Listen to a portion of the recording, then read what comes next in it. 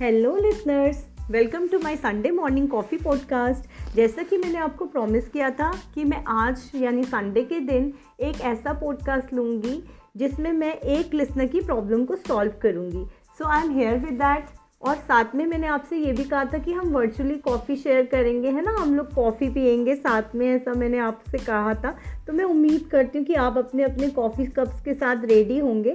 जिन्होंने कॉफ़ी नहीं बनाई है तो प्लीज़ जल्दी से इस ऑडियो को यहीं पॉज कीजिए और जाके अपने लिए कॉफ़ी का कप बनाइए, ताकि मुझे ऐसा लगे कि आप मेरे साथ कॉफ़ी पी रहे हो और हम कॉफ़ी पे बैठ के आपकी प्रॉब्लम सॉल्व कर रहे हैं, ठीक है। तो over a coffee we are solving your problem, ऐसा फील आना चाहिए ना। संडे को कुछ तो स्पेशल होना चाहिए हमारी मॉर्निंग में।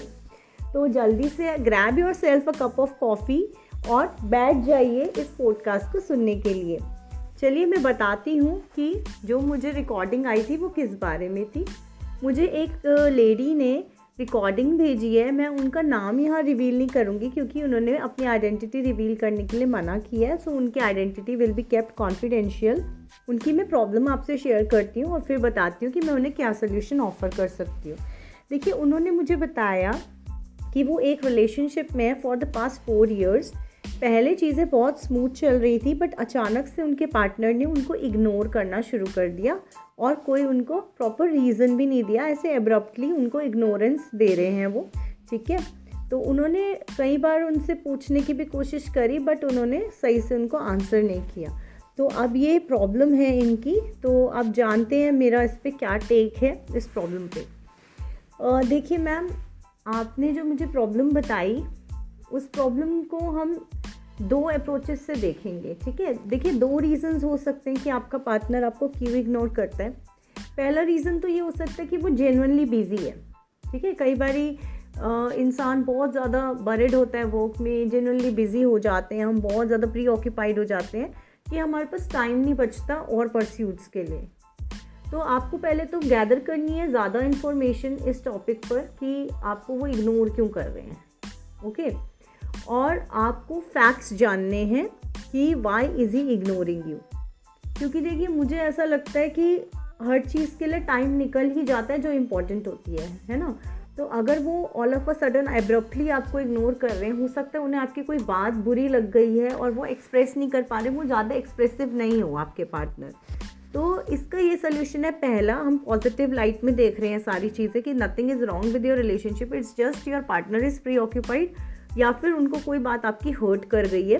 तो यू बेटर टॉक टुगेदर, आप फाइंड करिए टाइम, बेटर आप एक साथ बैठ कर बात कीजिए, निगोशिएट करिए, सेटल करने की कोशिश करिए चीज़ों को।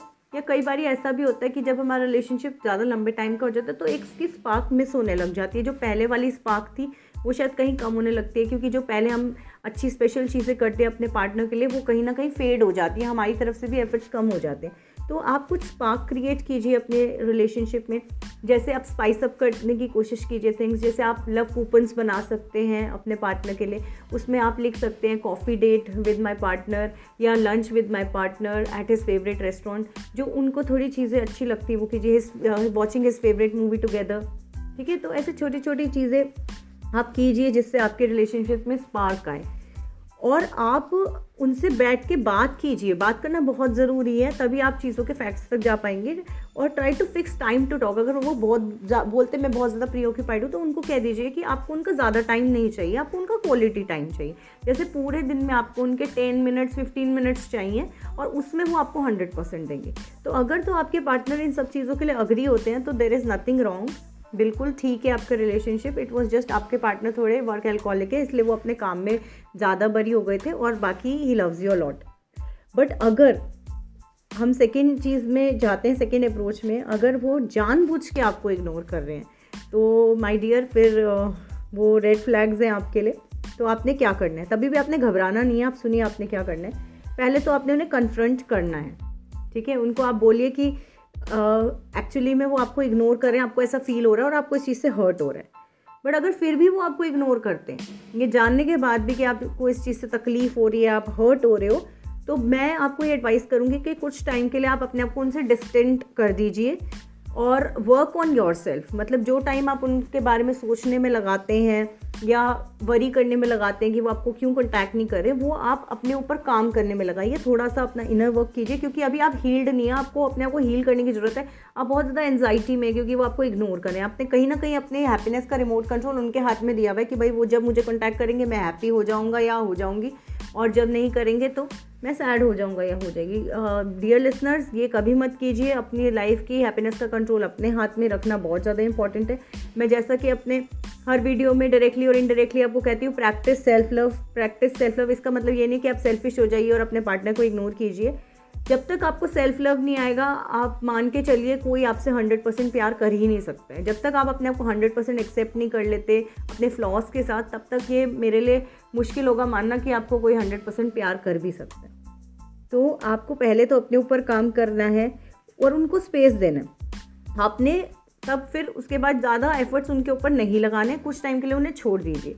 बट आप देखते हैं कि आपके 1 हफ्ते, 2 हफ्ते, 3 हफ्ते भी निकल गए और उन्होंने फिर आपको तब भी मतलब कॉन्टैक्ट करने की कोशिश नहीं करी, तो I am really very sorry to say, तो फिर आपको सोचना पड़ेगा इस रिलेशनशिप में रहना भी है या नहीं। क्योंकि मुझे ऐसा लगता है कि कोई भी रिलेशनशिप होता है उसमें बैलेंस चाहिए होता है फीलिंग्स का। अगर एक पार्टनर ही करता जाए और दूसरा पार्टनर कुछ भी ना करे, तो एक पार्टनर गिवर बन जाता है और दूसरा पार्टनर रिसीवर बन जाता है। रिलेशनशिप में कभी भी बैलेंस नहीं हो पाएगा। तो जो हमेशा रिसीवर होगा ना, उसमें ये एक चीज़ का एरोगेंस आएगा कि ये तो गिवर है और मैं इसको कैसे भी करके इसका एडवांटेज ले सकता हूँ, तो वो हमेशा आपको फॉर ग्रांटेड लेगा, कभी आपको अपनी प्रायोरिटी बनाएगा ही नहीं वो इंसान। और क्या आप ऐसे इंसान के साथ रहना पसंद करेंगे जिसको आपके ना होने से कोई फ़र्क नहीं पड़ता? क्योंकि आपको तो बहुत फ़र्क पड़ रहा है, तभी आपने मुझे ये प्रॉब्लम बताई ना। आपको बहुत फ़र्क पड़ रहा है कि आपने इसलिए इस चीज़ के ऊपर काउंसलिंग लेने की ज़रूरत पड़ रही है आपको। और वो इंसान अपनी लाइफ में मस्त है, अपनी लाइफ में अगर हैप्पी है आपके बिना, तो माय डियर लिसनर, आप भी कोशिश कीजिए। I know it's easier said than done. It is very much easier to say these things, but करना उतना ही मुश्किल होता है। बट ट्रस्ट मी, इम्पॉसिबल कुछ भी नहीं है। अगर आप एक बार ठान लेंगे तो आप कर लेंगे। आपको स्ट्रॉन्ग हेडेड भी होना पड़ेगा। देखिए, हार्ट हमेशा अपना सॉफ्ट रखिए, बट हेड हमेशा अपना स्ट्रॉन्ग रखिए। और एक मैं आपको लास्ट बात यहाँ पे बोलना चाहूँगी, वो आपको कई बार एक्सक्यूज़ेस भी देते होंगे कि मैं ये नहीं कर पा रहा, मैं वो नहीं कर पा रहा। बट मैं ऐसा फील करती हूँ पर्सनली कि if a man loves you then he can even move mountains for you. अगर एक आदमी आपसे प्यार करता है या कोई भी इंसान, not we can't be gender bias है, तो वो आपके लिए माउंटेन्स भी मूव कर लेगा। और स्पेशली लड़कों में तो ये चीज़ होती है, ये मैंने खुद एक्सपीरियंस करी है that my husband is so loving and caring. तो उन्होंने मतलब बहुत कुछ किया है मेरे लिए। तो मैं आपको पर्सनल एक्सपीरियंस से बोल रही हूँ, if a man really loves you ना, तो वो बिल्कुल पहाड़ भी हिला देगा आपके लिए।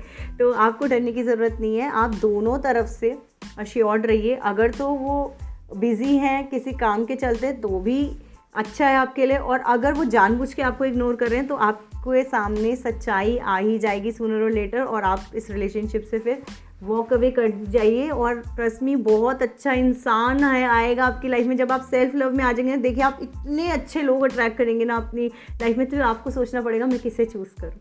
तो ऑल द वेरी बेस्ट। मैं होप करती हूँ कि आपकी प्रॉब्लम मैं काफ़ी हद तक सॉल्व कर पाई। बट अगर फिर भी आपको लगता है आपको और कुछ कहना है या आपको फर्दर हेल्प की ज़रूरत है, तो आप एक सेशन भी मेरे साथ बुक कर सकते हैं। Thank you very much. Thanks for listening. Okay listeners, मैं होप करती हूँ कि आपने एंजॉय किया होगा इस पॉडकास्ट को अपनी कॉफ़ी के साथ। और आपकी फेवरेट कॉफ़ी कौन सी है कमेंट सेक्शन में लिख के भेजिए। मेरी फेवरेट कॉफ़ी है लाते। मुझे लाते वाली कॉफ़ी बहुत अच्छी लगती है, specially with lots of chocolate and Irish cream in it. तो आप भी कमेंट कीजिए कि आपको कौन सी कॉफ़ी अच्छी लगती है। तो मिलते हैं नेक्स्ट संडे को एक अलग पॉडकास्ट के साथ। Bye bye, take care. और ज़रूर कीजिएगा अपनी रिकॉर्डिंग, नहीं तो मेल भी कर सकते हैं।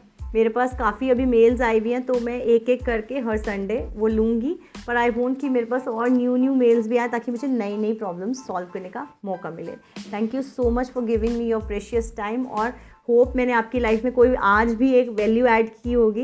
ये 10 मिनट्स के सेशंस बहुत कमाल के होते हैं जो आपकी लाइफ में वैल्यू ऐड करेंगे। तो please do subscribe to my channel. अगर अभी तक सब्सक्राइब नहीं किया, कमेंट कीजिए, शेयर कीजिए, पहुंचाइए वीडियो को उन लोगों के पास जहां पे जाना डिज़र्व करती है। Bye bye listeners, take care, bye, have a wonderful Sunday.